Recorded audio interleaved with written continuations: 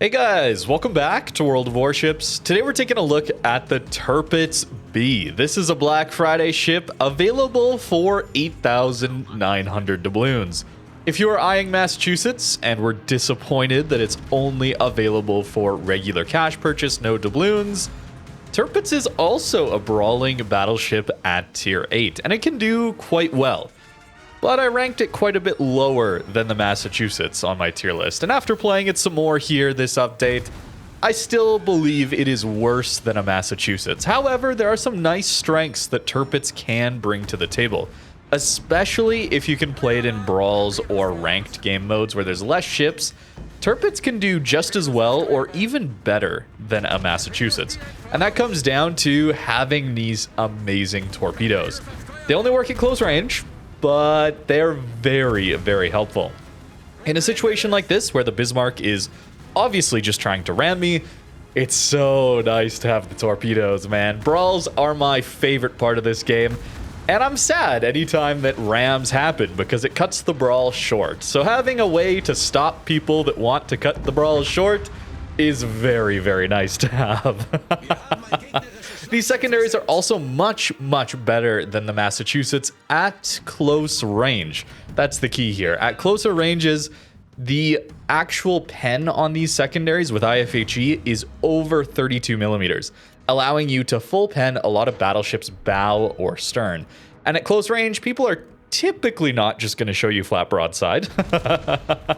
So it's very nice to have that ability to full pen their bow or stern, making you very dangerous against broadside targets. Of course, the main guns are going to do citadel damage, usually against broadsides like this, and if they angle, the secondaries should rip them up.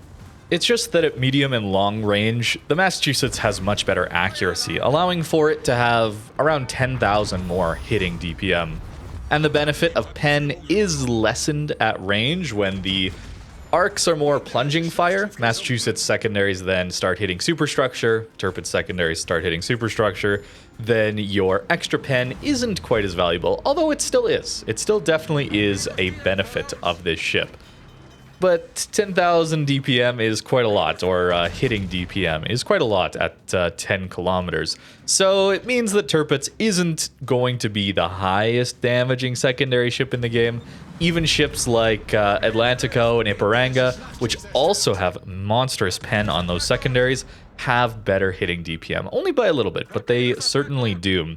And they don't need to necessarily take things like IFHE to build for that extra 32 millimeters of pen.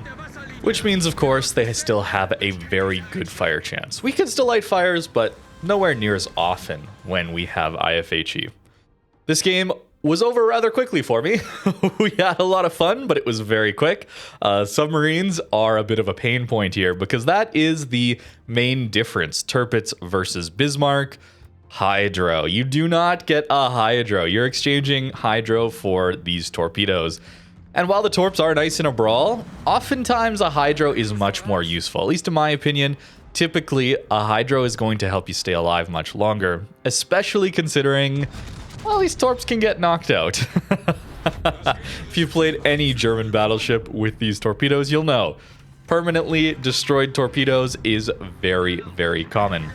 Moving on to our next game here, we're going to see that, yeah, our team is getting pushed back rather hard. It's difficult to engage on these flanks where there's enemy torp boats and submarines. That hydro would be incredibly useful here. But we're still going to try and make it work, and specifically using island cover here, trying to avoid giving broadside to the Jean Bart while still getting our guns on target for this Tirpitz that's going to be pushing in. It's really important when you're playing a secondary brawling battleship. I suppose any ship in the game, this advice is good for, but isolating 1v1s, aware of your surroundings, looking at who you're exposing your broadside to, and trying to avoid at least allowing them to get a clear shot in on you, whether that be island cover, staying undetected, using smokes, or just angling better. And with this Tirpitz pushing in, we'll see how good these secondaries can be. I was swapping my builds between an accuracy build and running full secondaries, basically just changing the third upgrade slot between accuracy on the guns and over to the full secondary range. You lose from, what is it, 11.3 kilometers of secondary range down to, maybe it's 11.5 these days. Probably 11.5 actually, down to 10.1 kilometers when you're taking the accuracy upgrade on the main guns. So not a huge nerf to the secondary range, but it is noticeable. The secondaries do start firing quite a bit more often. That 10 kilometers, though, is still useful enough. And we're going to see that these guns are a bit temperamental, but they can still do some very, very good damage. They have much better shell velocity than the Massachusetts. If we're still comparing to that ship, Massa's shells are super slow, so it can be very difficult to lead targets at longer ranges, where Tirpitz has a little better ability to do that. Well angled, Tirpitz is quite tanky, although superstructure hits. You saw in that first game, we shot the Bismarck at close range and still got like 12,000 damage into his superstructure. That's going to be the key here, is angling your ship so that they're not going to get all the full pens on your hull, but not so much and slow and predictable enough that they can aim easily for your superstructure and get the full pens there. It's a bit of a difficult balance, but directly bow in is not what you want to do, and obviously directly broadside is not what you want to do either. I find 30-degree angle, 40-degree angle, and then maneuver when they're about to shoot you or when they're shooting you to angle more, slow down, speed up, all that stuff can help, but a good player is still going to be able to hit you in your superstructure. But this is a relatively tanky ship still. It's by no means squishy. And the extra armor does help you a lot these days. A little bit less so at tier 8, but Columbo's become a bit of a menace, hasn't it? And the sap pen is actually not quite enough to get through your upper belt armor. So an advantage there these days, considering sap is quite powerful and Columbo's kind of insane. Less, of course, at tier 8, but something to consider with these German battleships. You don't have to worry quite so much about that sap. Tirpitz goes down, of course, being in a kited position. You're always going to be at an advantage, especially in a brawl like that. It's one of the reasons that Bismarck can often win out brawls against a Tirpitz player, especially if the Tirpitz player gets greedy for those torpedoes. When you're kiting, as the brawling battleships go, your secondaries are more likely to hit on superstructure, which is just going to guarantee damage, as well as the bow. When you're kiting away from a secondary battleship, a lot more of those shells are going to land short or miss and hit the deck armor or guns, I suppose. I found that you do much better damage when enemy ships are pushing you as a secondary battleship, even if you pen their hull. Bismarck versus Tirpitz doesn't really matter about the torpedoes if the Bismarck is able to turn away and not take the point-blank torpedoes. At 6 kilometers, sure, the torpedoes do have okay range for a brawl, but with a hydro on a Bismarck, you should be able to avoid the longer range torps. That's why I wanted to wait in that earlier game for those really close range guaranteed torpedo hits. So for me personally, yeah, Bismarck is still a little bit better. I value that hydro. But that said, Tirpitz can do some good things here, already up to around 100,000 damage, some potential damage as well. We've been tanking, but cautiously tanking. We've lost a lot of ground this game, but there's still time to make it up. John Bart having 32 millimeters of armor everywhere. We looked at that ship a little earlier. Very fun ship to play. You do not want to get caught in Los Andes and Tirpitz secondary range, though. That is why this guy is getting melted down so quickly. Main gun's doing some damage too to his superstructure, but all those full pens. I definitely would recommend running IFHE on this ship, just for the secondaries. The consistency there is very, very nice to have. And this game, it's getting close. They're almost at 900 points, but if I can stall out the B cap here, we can get some kills. There's potential to come back. Ipiranga broadside, we only have the front guns, unfortunately, but they can still do some okay damage. Here in the Ipiranga, though, only 2 overpens. Shouldn't complain as much, I suppose, when it comes to building for the secondaries. We're not making use of all the tools Wargaming gives us to buff our main guns, but I've got some games with the accuracy build where you'll see some good and some very, very bad damage as well. We're going to make use of this island here. Hydro is nice, but there is no substitute for island cover from torpedoes. They just can't hit you then. So we're here to stall this one out. I'm not sure how many ships have actually come back from sea yet, so I'm a little worried about just getting burst down. Massachusetts here to fight us, but he's on such low HP, we should be able to take him out relatively easily. And then Benson coming through to help us against the destroyers and the spotting. This is not how I necessarily want to be playing Tirpitz, by the way. Sitting stationary in a Tirpitz with this size of superstructure typically is going to result in a lot of damage taken. You'll notice that in some of the earlier salvos this game certainly gets the Jean Bart there as I was pushing back in, slowing down, turning in, turning out, messing with your rudder and acceleration at the same time when people are shooting you is a great way to just avoid damage. Tirpitz is maneuverable enough. It's actually pretty quick. And if you're predicting what enemy ships are shooting for, maybe you bait them by showing too much broadside, a little too much broadside, they get greedy for that broadside full pen salvo, then you should be able to maneuver and avoid it. I've found that if I'm just pushing bow in, they're just going to shoot your superstructure and guarantee a lot of full penning damage hits in. Massachusetts does go down here to the Benson. Unfortunately, secondary is not quite going to finish him off, but that's all right. And 950 points at the moment. It's time to start pushing, though. I'm a little worried about torpedoes. We get the cap, and Helena gets spotted, but undetected rather quickly. Broadside, Ruprecht, also a Michelangelo here. So there's potential. This game is very, very close. And then we have to deal with Jaeger torpedoes. They don't do a lot of damage, but they are sure quick and reload rather fast, too. So Hydra would be nice here. That's kind of the main point between Bismarck and Tirpitz. Hydra is just more valuable, more useful in more scenarios than the torpedoes will be. We see Helena still broadside, but playing well around those islands, goes undetected, can't quite get the shot off. Ruprecht also very, very broadside. Hopefully we can get some decent damage in. And we actually finish him off. But they get the points just in time. I still don't think we win this, but we brought it back as much as we possibly could. Also, hello, Mr. Jean Bart from the enemy team. Sorry, I did not say hi in-game.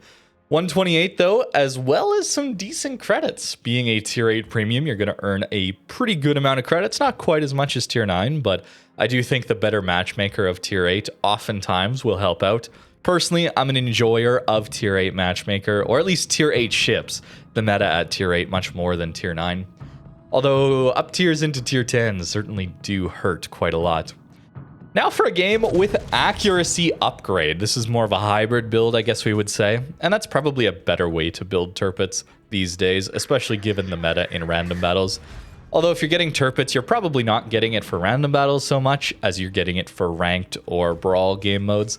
And there, I mean, the full secondary build is probably what you want to be doing. Broadside Constellation, we don't do a whole lot to him there. At least that salvo. And you notice I'm playing very passive. We haven't seen all the destroyers yet. I'm a little concerned. Our DDs are playing for the cap, and our Kitakaze appears to be going towards B, maybe? I'm not sure.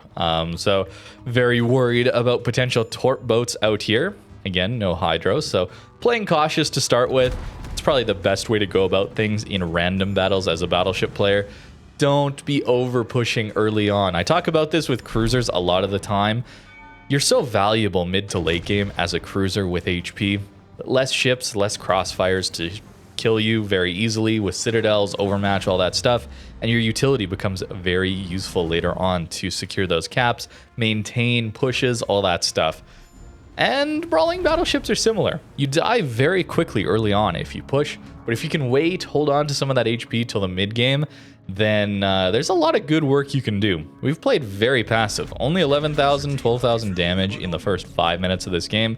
Another one quickly getting out of hand, of course. It's time to push back in. Notice that very nice shot on the Azashio. 4 hits on such a small DD at that range. Accuracy build, not bad. Also, Azashio, good reason to not be pushing this flank early. Constellation. Another broadside salvo, this time at 18 kilometers. It's pretty far away. And pretty decent dispersion overall. He goes dark. We're on 17,000 damage. Not for long. That's 55,000 damage. Now nearly 40k damage from one salvo. Tirpitz guns can do some work. Not always, though. But they can do some good work. You gotta know, though, it is very RNG heavy. This is not a ship that's going to consistently do that for you. Whether it be aim bugs or just German dispersion. I've got some examples later on. But for now, let's continue with this match. pushing in as we're still losing, but we have to go, right? Like, look at our guys on the 9-10 line, right? I don't blame them necessarily for kiting. Our DDs have all died over there, but we have to win this flank because we are losing the other flank, even though we have more ships there. So we're in a, what, 3v4 here with 2 destroyers. So not exactly great for us because we're going to take all of this focus fire. Secondaries on the Wujing, of course. IFHE, of course, helping us out. And trying to isolate 1v1s. Trying to avoid damage from Constellation, Sharon 43, Tennessee, and just purely focus on the Wujing here. Us giving spotting as well to our friendly Kitakaze in smoke. This is a great way to get some utility for your team. It's not just the DDs that have to spot for you in situations like this. It is very useful to have a tanky brawling battleship giving spotting for those destroyers. Kitakaze has some pretty nice DPM, and preventing our DDs from taking as much damage is very good. Up to 1.5 million potential damage here. This is a good angle, I think. Wujing probably should still be shooting our superstructure, but baiting people to shooting your belt armor at these closer ranges is going to work out. I think he might have been getting a little greedy for the cheek citadel. Technically possible on these German battleships, although very difficult to hit. But you can go for it. But it does result in us not taking quite as much damage as if he had gone for that superstructure. The other very nice thing, Torps versus Hydro, Bismarck versus Tirpitz, is sure, a Hydro is going to let you spot whoever's coming to YOLO you around an island, but it's not really going to help you kill them before they get their torpedoes off. The Torps, though, you can torp out ships that are pushing you. I probably shouldn't have shot this guy here. I was just trying to get some salvos in, kill him before he shot me. I knew I needed all the HP I had, considering we're about to brawl a Sharon 43 and a Tennessee. Tennessee, very scary guns, but he doesn't shoot us. Very fortunate for the moment, although he does get our destroyer, unfortunately. Sharon 43, of course, has those insanely fast reloading torps at 6 kilometers, so we got to avoid them. Oftentimes with torps, you can avoid a lot of them just on intuition, I suppose. As you play this game a lot, you tend to notice how people like to torpedo. So in this case, the Sharon 43, even if he's expecting me to turn, he's probably not expecting me to full turn since my guns are all pointed on one side. Don't always want to be doing that. So if I full turn more than he expects, we avoid the torpedoes. Also, Cruiser, Crossfire, he's broadside though, so that ship has a gigantic citadel, much like Okendo. It has a similar hull. Yeah, that tier 9 Spanish cruiser has a gigantic citadel, so very fortunate that he was broadside, so we will take that citadel. Getting to our next heal, although it is a little slower between our heals, certainly, than a Massachusetts would be. I think oftentimes a Massachusetts survives a lot more than a Tirpitz would. Not necessarily because it's tankier, although I think it does take a little bit less damage than a Tirpitz would. It's because of that heal coming back so quickly. Bliss here is smoking up in front of us, and the slowdown turn in does avoid the torpedoes, thankfully, although back on a fire. Slowing down, turning out, again, trying to avoid those Tennessee salvos into our superstructure. We've done an okay job of it, but yeah, we do end up grounding here. So I can't quite get around this corner to get all the secondary firepower on this Bliss. Up to 172,000, 178,000 damage in this brawl. And do we get the torps off? Not quite. Didn't click quite fast enough. But 182 into this game. 2.6, nearly 2.7 million potential damage. It's a pretty nice Tirpitz game. I would have liked to have won that one, although can't always have the best teams.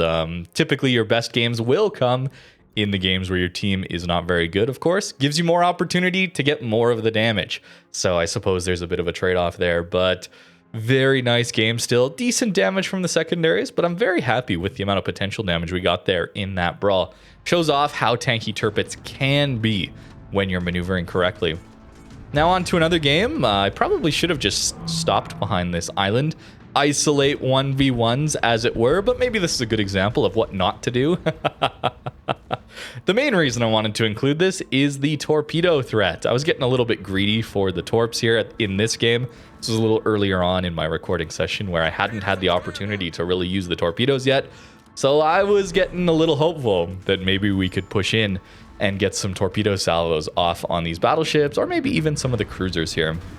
Tennessee NC pushing in, and Tennessee shooting the HE at us, and still having that benefit of the upper belt armor being thick enough. Not only sap shells, but HE shells as well are going to shatter. They have to hit your superstructure. So it is tanky in that regard. Harbin pushing in, and very scary torpedoes there. And he smokes up. I probably should have got those torpedoes off looking back on things. Would have been nice to have that. We do get a Citadel though, but we can't spot him. Sure would be nice to have a Hydro here, yeah? Maybe it's just me, but I personally do value that Hydro more than the torpedoes on the Tirpitz here. He gets spotted again, obviously going for those other sided torpedoes, and I'm hoping that I can accelerate over towards his team and force him to have to push out of his smoke to actually get the torpedoes off. That's what I'm hoping for here. Notice our left side torpedoes are permud. The right side torpedoes also permud. Yeah, I wasn't too happy. I was hoping for the torpedo volleys on some of these guys. NC is like 4 kilometers away, right? And yeah, the torpedoes get permanently blown off. But it's a good clip regardless. Shows that what getting too greedy will get you. Broadside NC. Can't always rely on the main guns. Torpedoes get permud. It's not always going to give you the perfect games, guys. And we do end up going down to the Harbin here, unfortunately. And got the 3 overpen torpedo protection hit salvo into him as well. There's good and bad, of course. Certainly that 40k salvo into the Constellation is possible. The torpedoes into the Bismarck earlier, Yamato earlier. Even into another Constellation, I guess, last game was pretty good as well. Okendo, I think, just slows down in time. Here's a game where we're also using the accuracy build, and I want to show you some salvos that I had into so many cruisers this game. Broadside cruisers everywhere. I don't know. They were just sailing broadside, but we get to see what Tirpitz guns can or sometimes cannot do. In this case, the Okendo, very vulnerable citadels. Overpen, start protection hit. A little hard to see what happened there, so we'll give it a... We'll let that one slide. Broadside Omino here. This is, I mean, low-tier cruisers, large citadels. They're pretty small, though, like the ship is. So... I guess 2 hits and they're only overpens? Unfortunate. Buffalo, broadside, engine broken. This time, surely, right? And yes, the dispersion looks pretty good. So we do end up getting 2 citadels and finish them off. Good salvo. On to the next one here. We do have another opportunity into the Okendo here. And waiting for this, I think it's radar, I suppose. He's locked in by the island. This is a good reason of why you never go in front of islands. And only 1 citadel? We got a citadel at least, but given the size of Okendo's citadel, you know? A little disappointed, but maybe that's just my expectations being a little too high. Now a random salvo thrown out at a Marlboro who is turning in as well. Not thinking much of it, and it's 21,000 damage. Battleships, man, it's just pure RNG. All right, Omino yet again at 12 kilometers this time. And is he going to turn out or not? Looks like he's going in a straight line, if anything. Oh, it turns out, but he's a little late on his turnout. And what is that dispersion? Oh, we still get a citadel somehow. Yeah. Battleships, guys. It can either do 40k at 18 kilometers, or it can just randomly decide to basically miss everything. Although we still got the citadel, I guess. So, yeah, it's it's a little too random for me, man. Sometimes I get a little bit too annoyed by this dispersion. And honestly, that last Omino salvo was probably just aim bugs. But still, it's in the game. We got to deal with it. And with Tirpitz, it's a little bit annoying, I got to say. But you do have other benefits. Secondaries helping us finish off Mahan, slow down, turn in. There's a lot of juking you can do to predict where torpedoes are going to go. You don't just sail in straight lines, you make it difficult for the enemies to torpedo you. You don't go predictable, and you don't always need the hydro to know generally where torps are going to go and avoid a lot of them. That comes with a lot of practice, though, of course.